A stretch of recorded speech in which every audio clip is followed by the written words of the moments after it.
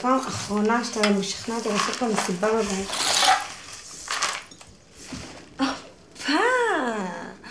מישהי השתוללה פה אתמול.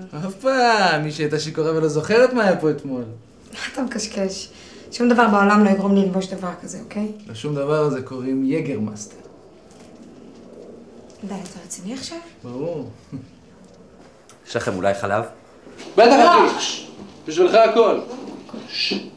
למה זרקתם את הקופסת חומוס? המקרר נראה ממש ריק עכשיו. הנה אחד שמבין. אז תגיד, איך הולך הלימודים שני? פעם אחרונה שהיא הייתה פה כמעט הזלת עליה ריר.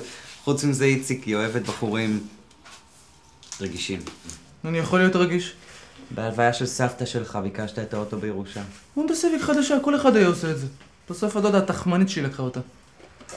כן. אני יודעת שלא עוזר, לתת לו חלב מקולקל זה לא קצת מוגזם? זה מה שמגיע למי שמפקיר חברים. בננו, יצא לך קצת ריר פעם אחרונה שהיית פה. על מה את מדברת? חזרתי מטיפול אצל רופא שיניים. יורדים לי את כל הפה.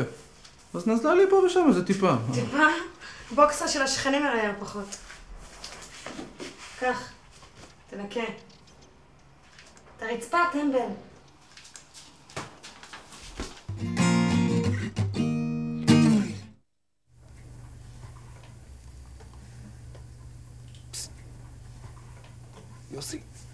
יוסי.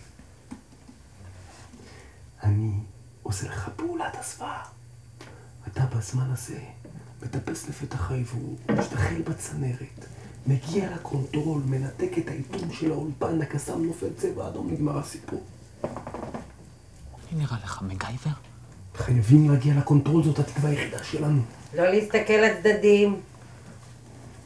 סבבה. אתה תגיע לקונטרול, אני אחפה עליך מכאן. סליחה, אפשר לצאת לשירותים? אם תתפס, תדע שאני מכחיש כל קשר אליך.